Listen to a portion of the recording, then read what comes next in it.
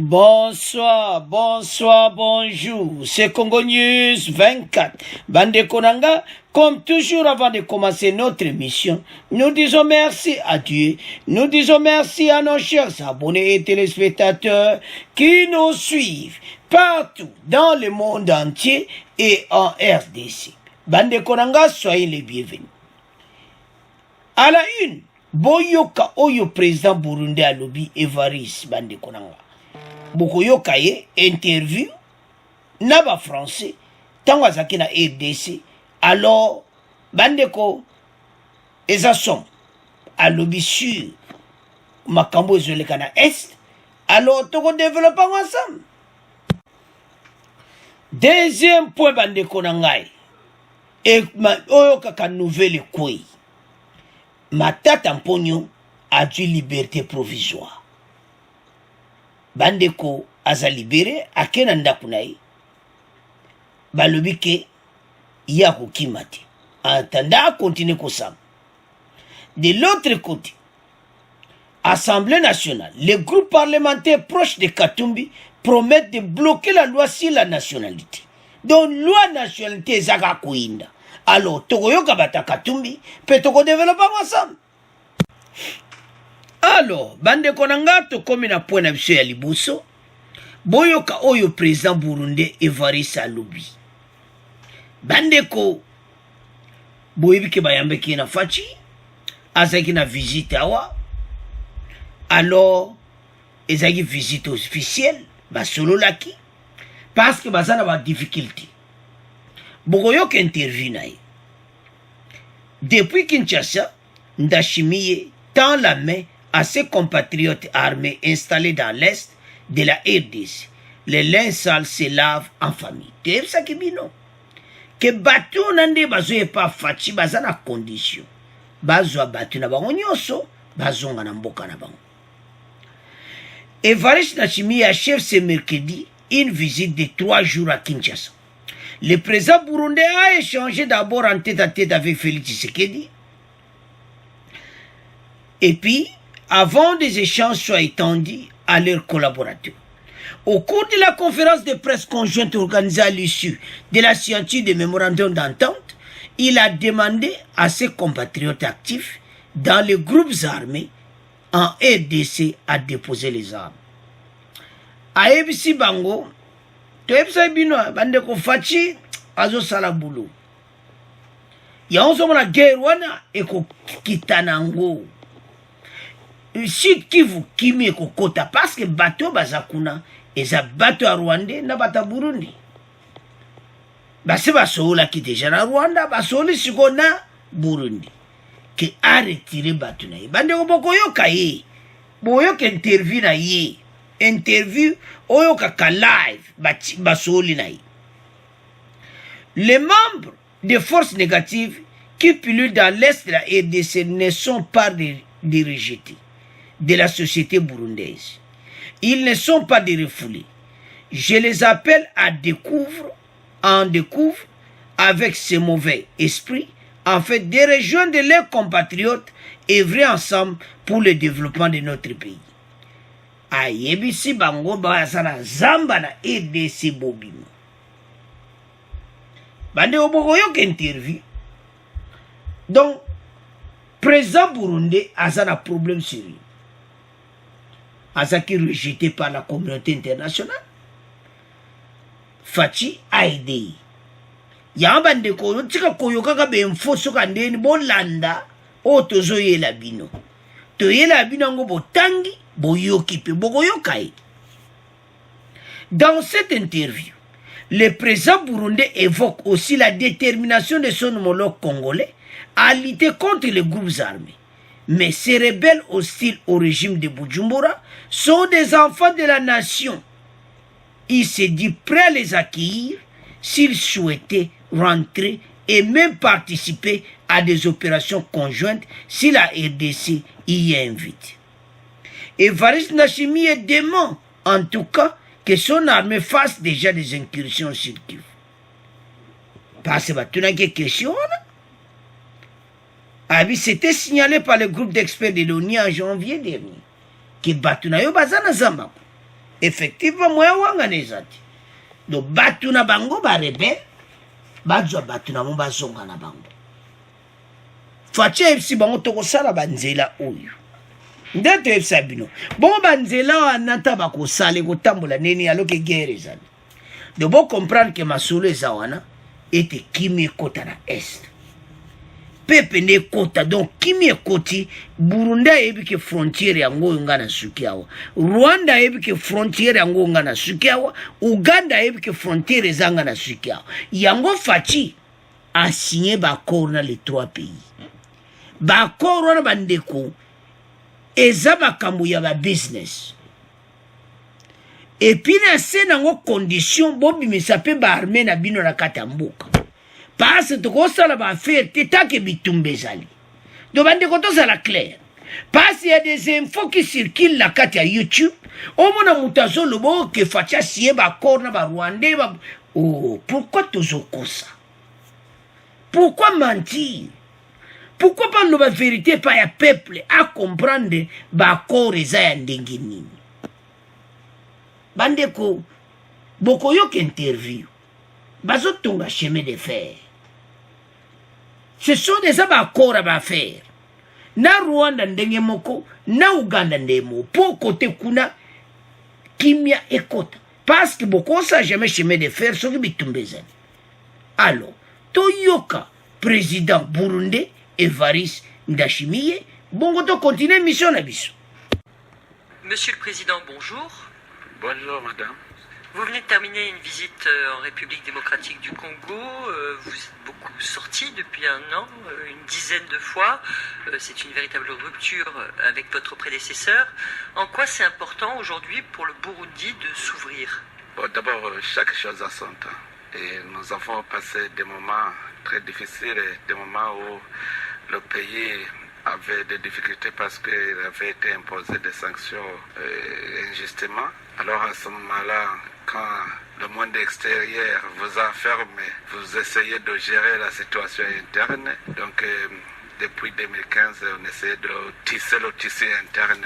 Et après, quand nous avons vu qu'il y a la volonté d'ouverture, j'ai décidé d'organiser des dialogues avec nos partenaires extérieurs. Mais aussi, nous avons des amis que nous devrions visiter pour échanger, pour nous harmoniser sur les points de vue de la situation politique de la région et au niveau international. Et aussi s'inquiéter de l'expérience des autres.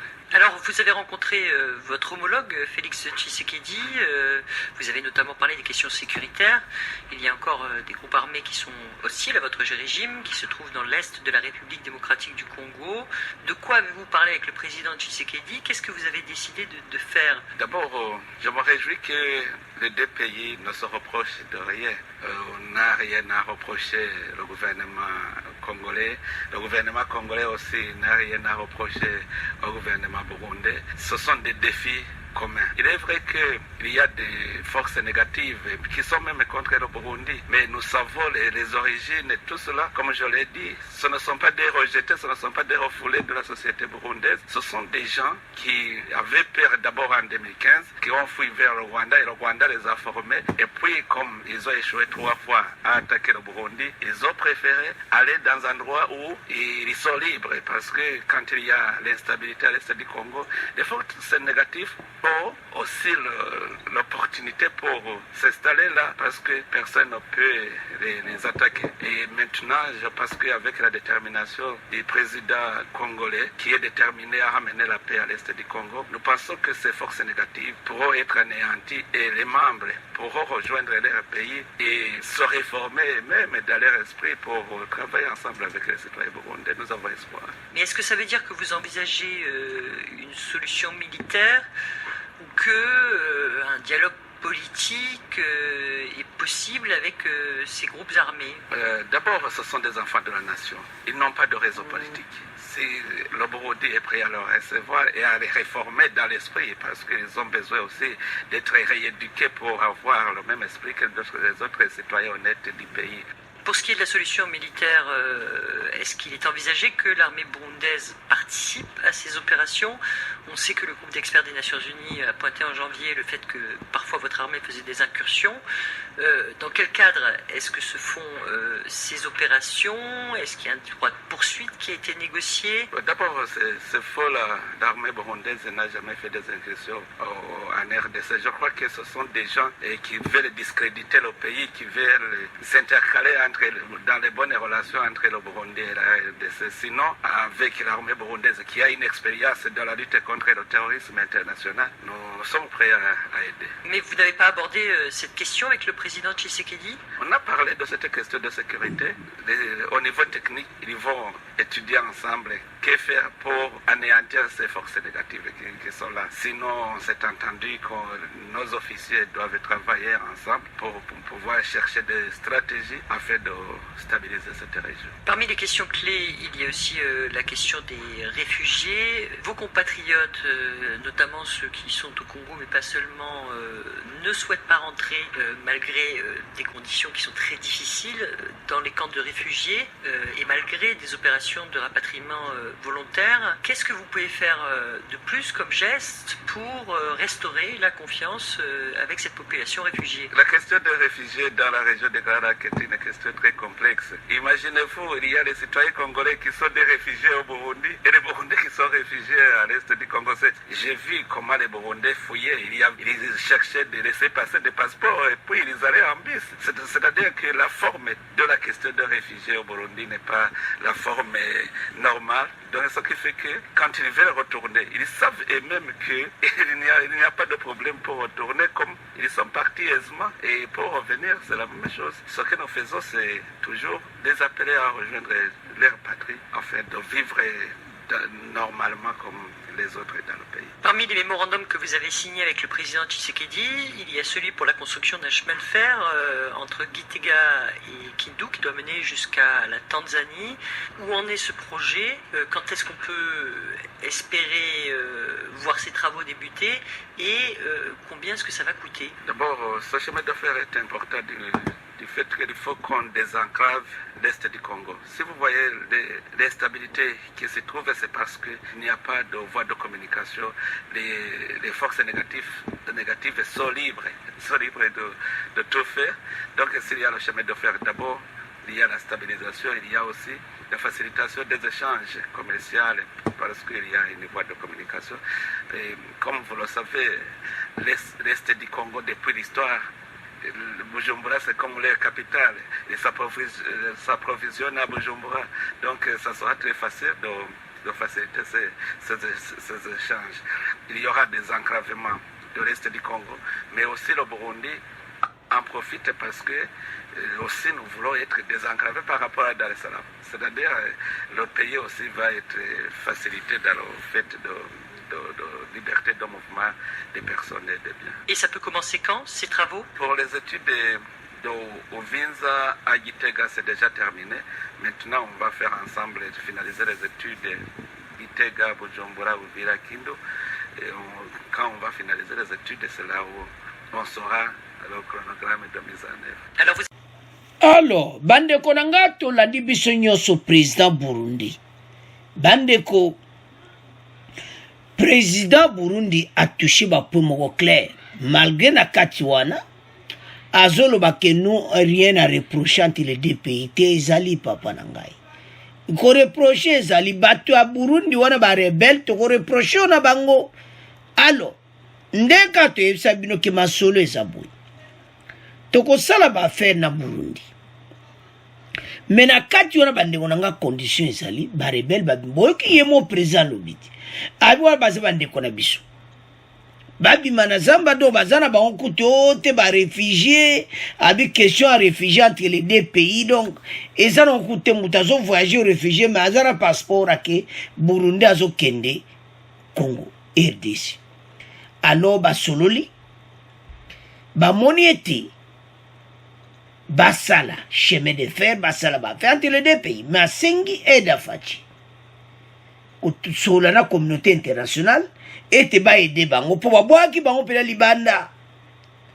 Alors eza pays moko pauvre bandeko ba voisin so ba ke pana biso baza pela ne lokoti ba production na bango eza mawa trop compassion comparant na EDC ba Burundi ba Rwanda ba nani tu ba koko kana bisudi do biso do leki bango kaka mais bango na ba infrastructure ba avança pour ni biso tika la plonger na kate bitumba ba guerre boko zangatina to jiba président moko liboso to jiba gouvernement sali 18 ans bandi boko yoka na deuxième point. Gabriel Kumwanza yindisi mabeku bandeko na Lubumbashi yindisi alobi pene na batu ba fandi 18 ans on a batiko sale lokote mais toujours yana ba pont na bandeko ezamba wa alors pays na biso eza pays moko tokoza nde tozali loti ba Burundi oyo peut-être vous connaissez peut-être vous ne connaissez pas bazaye koya kotange pa na biso ba Rwanda bandeko bazoya kotanga na université de Kinshasa silisi azimusala ebele baye Burundi Rwandais Ougandais baye batikali na bango surtout Burundi na Rwanda parce qu'ils parlent français bazala kotanga na université de Kinshasa mais lelo yo bandeko basonga na ba pays na bango ebele pe batikala yango luachani nde makambo mais toujours na point parce que mikolo yo congolais ya kotelema eza nongo makama ko bomba ti so tozuka lisolo kako ya luachani toyeli bino boko yoka oyo katumbi balobi ba exclure batu mosusu te ba exclure batu ti mais toujours na point alors fatia zo bongsela biso mboka et là, on tombe à cette point, biso sto landi président Burundi. Problème tout ça nango eza bandeko ba congolais, bo pesaka ba vrai message et pas ya peuple. Oh, fatia signé ba contrat na Burundi na Rwanda. Oh, azo sa boyo ba contrat wana tala bandeko. Ba contrat za ba contrat ba faire. Fatia ko se lo moté oh boy pona mboka. Boko mona bino moko. Kimi kokota na S ba chemin de fer wane kokoma réalité yonde konango za ikoloba oloba mais tuzoloba na fachi anjoka nde ekoma kama kitoko boy kero ekosila boyoki président Burundi akomo senga batune bazana zamba babima et comme temps ba construire mboka na bango to landi biso nyoso yango to pesa be info ya bien. Dans cette interview, le président burundais évoque aussi la détermination de son homologue congolais à lutter contre les groupes armés. Il a dit ceci. Ces rebelles aussi le régime de Bujumbura sont des enfants de la nation. Il se dit prêt à les accueillir s'ils souhaitent rentrer et même participer à des opérations conjointes. Evariste Ndayishimiye demande en tout cas que son armée fasse déjà des incursions sur Kivu. Awangani était batunaye, bazakuna tene bandi. Mais, il y a des rebelles andimi. Alors, bandeko, commettant, mboke zo zala kotelema. Bisonde tozo ya koteleme la batu, ou yu bazo pesa wa message à lokuta, qu'on l'accepte pas à pepe que fatia zo sala makamu biente. Non. Totika lokuta, totika mensonge. Fatia zo sala makambo bien. Mutu nyoso omona mutu message na zo lukaka alo alikamoko. Oh voilà, fatia na ba Rwandais, fatia na ba Burundi onde korangayo zo bomamboka. Toyoka na tozala ensemble. Totika kozala na motema wana. Tozala bomoko. Bandeko na ngai ezala media ezani tala bandeko o ezamboka na biso. Fachi aosala mandat na ye après 10 ans aleki mosusu akoti. To soutenir mboka oyo ekoma pays moko démocratique chaque 10 ans pays moso soko koti na mandat osali 10 ans oleki. So posano bien te 5 ans pamba olongwe mabe wapi.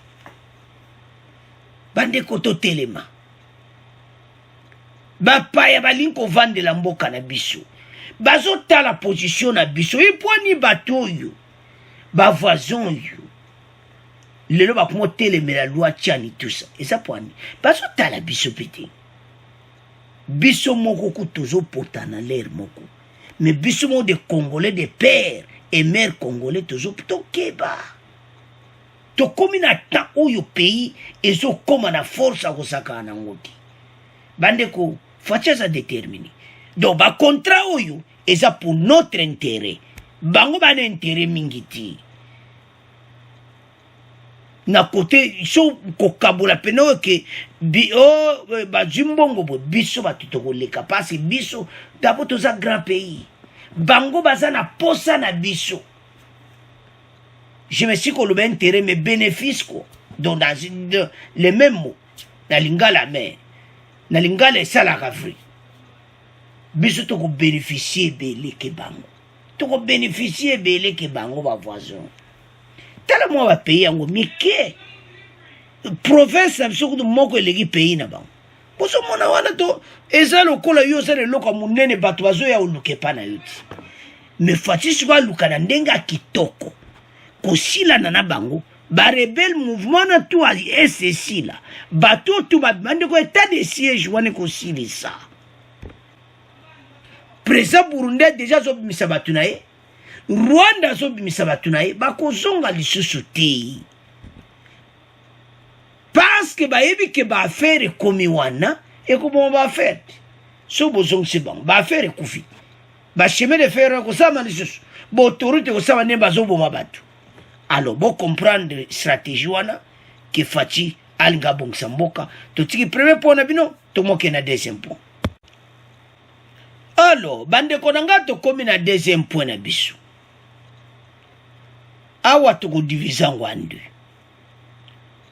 avant toya na matata mponyo tobanda na ensemble national ou ensemble pour le changement je m'excuse loi sur la nationalité oyo ebomi mboka bongo après tokoleka na liberté provisoire ya matata mponyo. Le groupe parlementaire proche de Katumbi promet de bloquer la loi sur la nationalité. Bango baza déterminé na ndenga muketi. Le groupe parlementaire G7 et MS proche de Katumbi se dit déterminé à construire un béton armé pour bloquer la proposition de la loi sur la nationalité congolaise déposée par les députés Nsingi Pouloulou.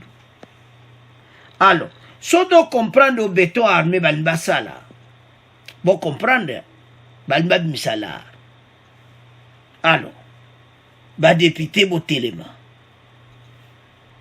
So ba pesi yo jimbongo tena poche mais yo voté loi wana elekana. Tolo batu bo so ba pesi mbongo jambongo tena poche. Bambongo za bambongo na biso. Andinga mabete. Parce que déjà, on a béton armé. Na malobelo ni ba convaincre mutu. Tokoyoka bangwa ba convaincre mutu te. Kututa ba koloba congolais ba kolobela ba mabe a une émission. Bokoyoka bango. Au cours d'une conférence de presse mercredi 14 juillet à Kinshasa, le député Jean-Claude Kibala estime que cette loi ne peut pas passer que par référendum puisqu'elle viole les articles 13 et 220 de la Constitution. Bazolo bakabo, qu'ils ont violé la Constitution, ou anticonstitutionnel. Bokoyo kabango. Bande ko zambawa. Pays na biso, tutiki bapaya mingi. Ba pays nyoso Afrique, il faut à la père et mère congolais, pose à la présidente de la République. Bato tu bazo force nzela porte za kokangama loi chani kanginde masulu bandeko soko mo likambo wana bato batelemeli yango tabo fungola miso batu oyo ba do ba fungoli miso na ndenga mukiti. Alors que bayibi biekene bapays Zambie kako ekangami na kote Katumbi avandi na Lubumbashi na Shaba. La Zambie, pour être président de la République, il faut Congolais, je m'excuse, il faut Zambien de père et mère. De bango tout, 100% Zambien. N'a pas payé belé. Mais pourquoi pas na biso? Boya komone la bato. Na moni ba message bande ko beno ba pesi. Ba lobi député o nyonso. Ako voter mabe. Ceux qui bolekisi yango te bozana problème na peuple. Parce que peuple a kozala wana. De toute façon, ekolekana. Bande koto tout ça l'angolo ko la propagande biso nyonso. Parce que tous ont libéré mboka na biso totalement. Et ça mawa komona batu ba telemika likamoko. Ce n'est pas possible. Botika RDC ko, botika biso beto pemate, ça mboka na biso te. Oh, mais comment boya kotanga?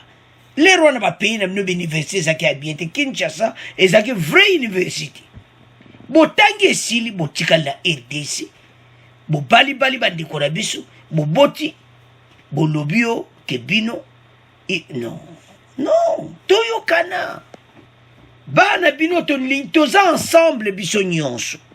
Soit pas poste nyonso, mais pas président de la République, pas président au Sénat, pas président au Conseil législatif, pas président na FARDC. Pourquoi? Tala. Bokoyoka, Jem Kaberebe, ba pesa ki exemple na ye. Asa chef d'état-major, général na RDC, asa chef d'état-major na Rwanda. Et c'est tout ça qu'on imagine yango. Rwandais azo dirigé na armée na biso. Oh bandeko, ça fait mal. Notre beau pays. Nsingi pululu aina masola bien. Et comme étant biso nyonso do telema. Alors, toyo kasikoyo ensemble pour les changements, Maître Laurent Onyemba, Oazali, cadre à parti politique ensemble pour la République, message de Katumbi. Parole tout à l'heure, Maître Laurent Onyemba, avocat et enseignant du cours de droit à l'université de Kinshasa, cadre du parti politique Ensemble pour la République. Maître Laurent Onyemba, pourquoi selon vous cette proposition de loi crée un débat ou encore une polémique au sein de la société congolaise? Je vous remercie, madame.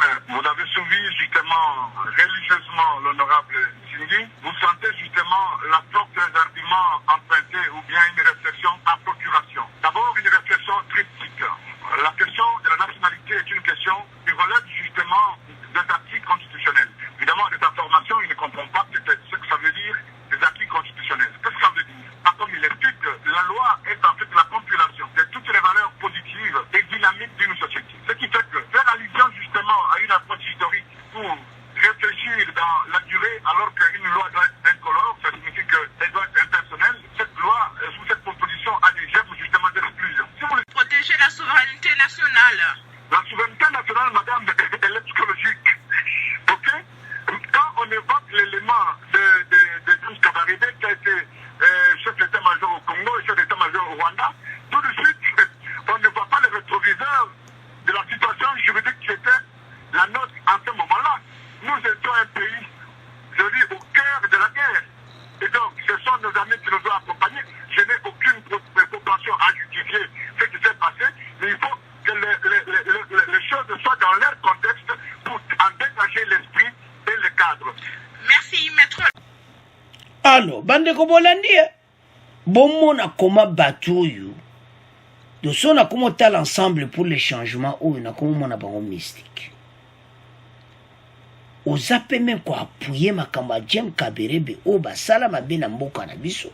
O lo baki nous accompagner quoi? Hein? Au lieu qu'on critiquer, ce que sont l'axanine. Bande koto télé. Hein? anticonstitutionnel. Ce n'est pas anticonstitutionnel. Tala. Bandeko bazolanda ensemble pour le changement. Toboyi binote. Yantira tolbaki mona congolité bato otanga ngoli suti. Aouza loi sur la nationalité. To mettre en propre. Ba mona musudo otanga li suti. Tout ça n'a besoin d'être landiwana. La souveraineté nationale, il faut le protéger. Des journalistes à l'obinaï. Ntingi batimi beko pona ko protéger mboka. Bande ko mboka zaki exposé na batape perdu.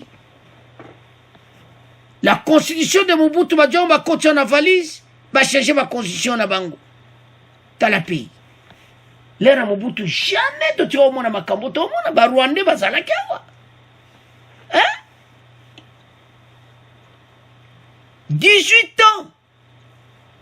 Hein? Kumwanza lobby mabe. Batika fatia continue en 2023. Batika ba makelele wana. La loi sur la nationalité kota. Et ça la masolo. Congolais a pris sur tout. C'est notre beau pays. Biso nyonso totelema. L'article 13 de la Constitution stipule ce qui suit.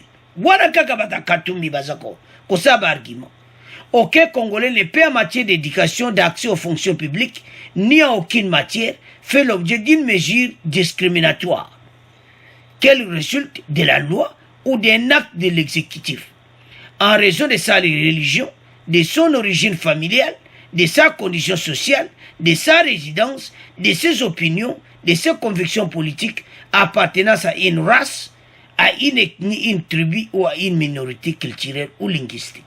Donc, le groupe G7, proche de Katumbi, disent déterminés à construire un béton armé.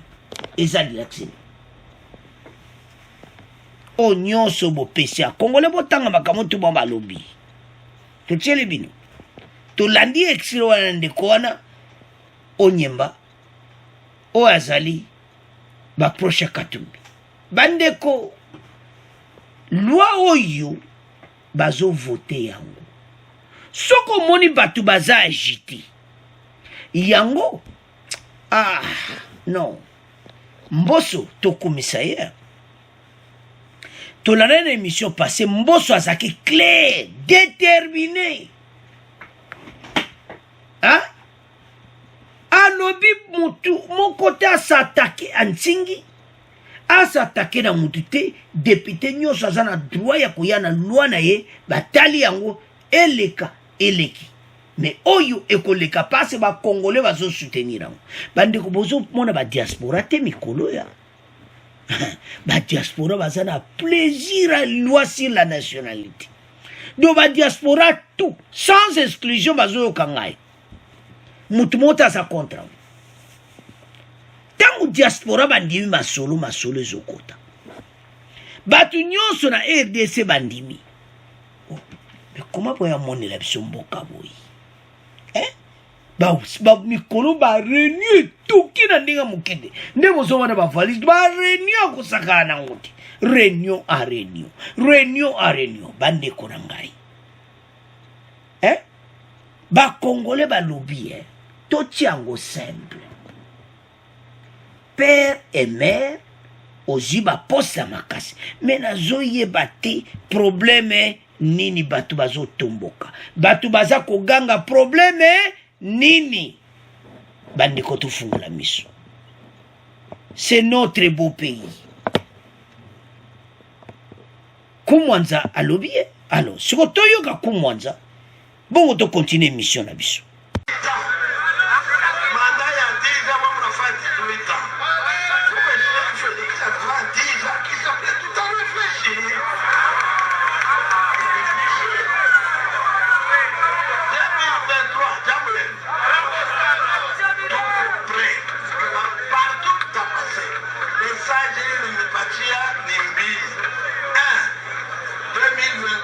Félix Tshisekedi, président de la République.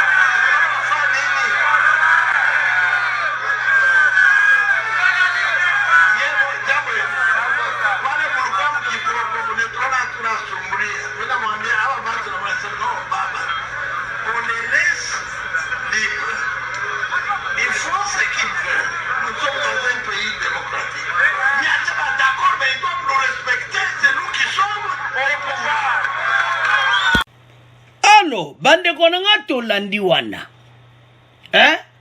Gabriel Kumanza bande ko alobi bande ko 2023 eza bisote biso tolandi 2023 zaneni son excellence Félix Tshisekedi. Donc bande ko ensemble pour les changements pour comprendre que comme état oyo bino movanda kimia boluka ba boulot mususu kosani ba secrétaire généraux professeur kusal donna ba doza ko pe ministre eza mabete mais bobo sana ba poste régalien ba poste régalien na exercer bobo sana yango surtout na phare d'essai kuna ndepe na totelemeli masolo kuna kudu ba préveza aux généraux, père et mère congolais, officiers supérieurs, père et mère congolais. Nsinga expliqué yango très bien.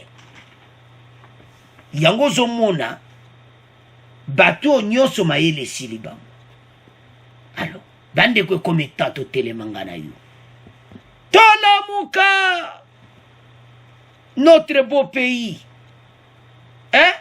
Tandeke mokile nyingani bandeko ezaka na EDCT ba pays nyonso voisin eza ya koningana Angola partout Burundi ba pays nyonso ya Afrique de l'Ouest on en parle ya oya biso ya EDC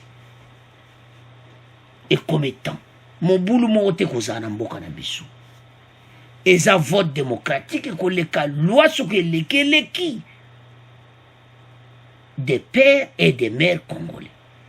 Ma poste eza nango ebele kosala na mboka mais ma poste musoko ma pays nyonso de toute façon na monde eloko ni bokangami ka na président de la république ma poste musu eza te président assemblée nationale ofo ozala papa na mama congolais tozana toloba no ka makambo atambo mwamba à partir ya lelo déjà bacongolais bazodute et c'est tambo mombaza congolais président ya Sénat tala makambo ya sali botala kaka ndenga asasi Sénat botala kaka histoire est-ce kaza congolais pour kalate atata ye wana zara problème sérieux kalate pays alors wana totiki la loi sur la nationalité tozo ganyango Congolais nyonso télema ensemble pense que ba député bazo voter yango déjà 260 députés baza japou bako baksama pokandi to sabe mission munyo zo landa comprendre bato yo balimba boma biso mboka tika to voter loi ou pona ko bare bango nzela histoire pe abuo pia ba makere kozali shuti pour ba député oya kolia mbongo député oya kolia mbongo ike aboko voter to pexi bino te soji mbongo so liano liana yo mais député oya kozwa mbongo wana et puis akepe a commis contre l'ONA mais ça a problème sérieux ba congolais bazotala bino toloba ngo toujours so ba kabeli ozwana yo mais kosalela ya makambo ya lobiti faut lamuka ba pays musu basi ba lamuka mutayebo mopaya aya peso mbongo boma mboka na yo oyebite ke tango zo sala zo boma mboka bo fungola misuko ba député pour tout ça la besoin ça ba 300 ba 400 pena ba voter donc union sacrée bolongoli ka 70 na Katumbi sur 430, donc 360 bino nyonso bo voter loi Tchani. Et puis toi sûr que va voter. Pas c'est trop. Tolandi kumwanza. Alobi que 2023 nani Fachi. Après Fachi, il y a au sa dossier père et mère congolais. So ezate batia on libane. Alors, bande ko loi za na clair. Et bele ba vani nye bazolo bate. Mais boye bake. Loi ne kolekana. Ah ba on va lui que ba ko bloquer en total. Ba ko bloquer ba ko kokate. Parce que ba député union sacré baza déterminé. Alors, tu tiki poto comme le cana, Matata Mpogno. Matata libéré. Donc, adduit liberté provisoire. Donc, Oyo Kaka. Matata liberté provisoire. Matata Mpogno. Matata Mpogno n'est plus en résidence surveillée selon son avocat. Le sénateur Matata Mpogno a une détention provisoire, ndenge zalaka. Alors, azali sou aux arrêts na kunate, azongi sikona ndakunai. Avançons. Bokoyo katokotie la bino extrait. Le sénateur Matata Mpogno n'est plus placé en résidence surveillée, a annoncé mercredi 14 juillet son avocat. Près de la Cour constitutionnelle, a pris la décision d'annuler l'assignation en résidence de l'ancien Premier ministre dans la soirée. Soupçonné de détournement des deniers publics, Matata Mpogno est rentré à son domicile sans être accompagné de policiers. Soupçonné de détournement des deniers publics, Matata Mpogno est rentré à son domicile Ndengasakiwana, donc comme homme libre, mais liberté provisoire. Alors, Batouni justice va le bibouille. Sa fuite n'est pas à craindre. Pour la suite de l'affaire, il répondra désormais aux invitations du parquet en homme libre. Parce que ça me c'est suna bokangalonzo. Alors, dossier siliti. Na mobande que belé Matata batiki liberté provisoire. Il y a un message qui la bino. Babi fuite nae, bazo bangate, a commis homme libre, a keneko samba librement. Que azala, na détention na makala, na résidence surveillée, mais ba moni ke a kenanda kunae, a kumani. Mais problème to zarangweza yango. Matata, Akogo Kima. Pense que le dossier belé à Kobikati.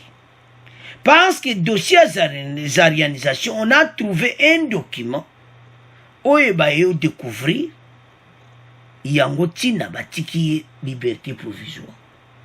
Le document n'a pas examiné Yango où il y a Zarianisation. La question toujours tourne. Et c'est Matata Koko Kimate. Au moins, quand pas il y a Bendani à Kati Brazzaville, pour y être destination de sur le bien. Sur le lot, Bungi Boy Bakaki Guinée. Pour Guinée, Penda Bazoake, Penda Osaganate. Moutaza conseil, Azo conseil, gouvernement guinéen. Er mon personne italien. Il y a ça qui est débat bonne gouvernance. Mande bola na clairement le message. Oya pesa kana Guinée, bonne gouvernance, mais awa tant que premier ministre, ministre des finances, tala oyo asala. Tala bambeba asala. Mais kuno te abatu bonne gouvernance, ezata na rapporté.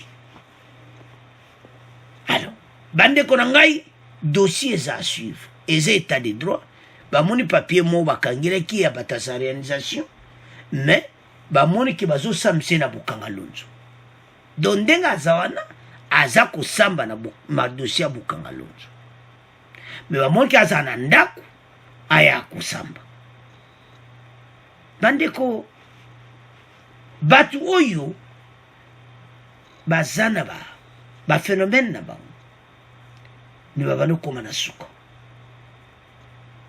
toyebi te et c'est mbongo ya 300 bato wana matata passe il faut apesa caution et ça pesa caution ya bambongo ya 300 ya za réalisation parce que bazana balar nde tobule kaka na ndinga mabeti adu caution apesi parce que bakoti ko liberté provisoire te sans qu'on pesa caution mais avocat de alobi yango te de cause à la pesi caution na bato kama badossier o mais watu obule kaka biso loba la vérité situation oyo ya matata mponyo ba vérité ko ya oyebana après notre pays est outi na ba situation moko mobulu et comme temps oyo il faut justice sur basala musala propre parce que bato yo ba yiba bambongo wana mutu mota koniye. Alors avant de continuer l'émission toyoka extrait oyo bon to continuer l'émission na biso. Madame, Messieurs, bonjour. Le sénateur Augustin Matata Pogno n'est plus en résidence surveillée. Le parquet, près la Cour constitutionnelle, a décidé de le libérer hier mercredi autour de 21h après une brève audition des confrontations de pièces. C'est ce qu'annonce à Radio Capis jeudi matin son avocat. Maître Laurent Onyemba affirmait que le parquet a trouvé à la direction de la dette publique tous les soubassements des paiements liés à l'indemnisation des victimes de la aérianisation. Du coup, Augustin Matata Pogno est donc remis en liberté en attendant la décision finale du parquet de poursuivre ce dossier ou de le classer sans suite, ajoute son avocat. Il a été joint par Michel Kifinangoy. L'honorable Matata Pogno a été entendu, comme vous savez bien, le parquet a décidé justement de le mettre en examen et de le mettre sous résidence surveillée au terme justement des autres éléments nés du réquisitoire du procureur général, notamment à la DGDP et au ministère des Finances pour vérifier les éléments qui manquaient dans le dossier dit de paiement de la dette publique extérieure. Eh bien, il a été rappelé très tard dans la nuit pour être conforté à cette pièce et que la conviction du parquet est allée dans le sens positif, justement, à dire que tous les dossiers pour lesquels il était reproché, on a donc trouvé des soubassements. Et voilà, au terme de cette audition qui n'a pas été très longue comme les deux précédentes, le parquet de la Cour constitutionnelle a décidé de lever justement la mesure de la mise en résidence surveillée qui était le statut juridique dans lequel il s'est retrouvé. C'est avec joie que nous pouvons vous confirmer l'information. Alors, bande konanga tolandi biso nyonso wana avocat na ye ke bamoni dossier moko na au GDP bamoni ba dossier wana bamoni ke faut ba libérer mais nde totangisi bino awa botangi bino nyonso avocat na alobi yango te mais totieli bino nde bakomi clairement ke eza bazocraindre te ka okima donc batiki aya kosamba comme homme libre bandeko bamatata bayebi bango moko ke bazala ba dossier penda ya ko répondre bayebi ke ba situation oyo bazana ngo il faut penza ba clarifier yango bien parce makambo bukanga lonzo azo samba pe yango. Alors ba mona ki est après vérification des dossiers que batia ye en liberté provisoire. Tebi ka avocat na camoufle ngo alobi yango te. Azana ndako abana ko ke ko samba. Tebi ke ba information ko demandé na ndenge. Mais oyo to zina source eza yango wana nde to tieli bino boyoki avocat na ye ke Matata Mponyo azongi na ndako na ye ba dossier bazali na posa nango bamoni yango bamoni siko ke aya kosamba homme libre po aza na badossier ta bandeko bato baza na badossier ebele mais problème na biso eza clair ma eza congolais nyonso na lero tozoloba bazobanga parce que yaya akokika kozwa nzela yaya abendani akimi parce eza makambo oyo tozovivre lelo moton akimi toboyi lobi toyoka o Matata Mponyo akimi. Non, toboyi yango. Toza na besoin ete Matata Mponyo basambisa ye, état de droit ezwa makambo etambola. Bandeko, mboka na biso justice esa mosala nango. Problème toza nango eza que mboka epase bata moko 18 ans moko ezalaka na désordre. Bamatata baza parmi bato babomi mboka. Bakofuta yango. Bato ebele bazoyoka Matata batike nazotala bato mosusu dossier esili te. Liberté provisoire ekozala mpe afuti bambongo wana nga nango akoyeba.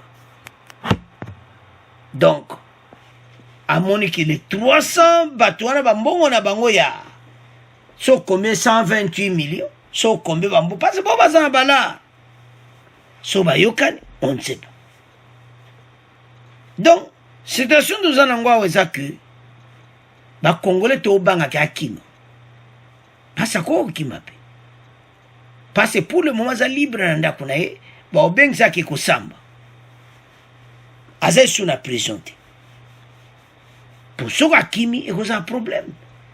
Alors justice na biso mpe akóma na problème na peuple bato bazokima boye comment et surtout ka na ye moto bakangaki batiki. Alors bandeko nanga eza clair liberté provisoire baautorisaka on so bamoni ke danger ati yango totieli me botanga balobi on n'a rien à craindre mpo na ye kakokima te. Justice est confirmée. Alors bandeko dossier oyo eza dossier mo Matata bazolanda yango toyebi ete baokóma nango ntina suka loko bakomosambisa na bokanga lonzo baokóma nango ntina suka. Alors bandeko c'est à ce point tokóma clôturer émission na biso. Bo abonner massivement, bo partager. Au revoir, à la prochaine.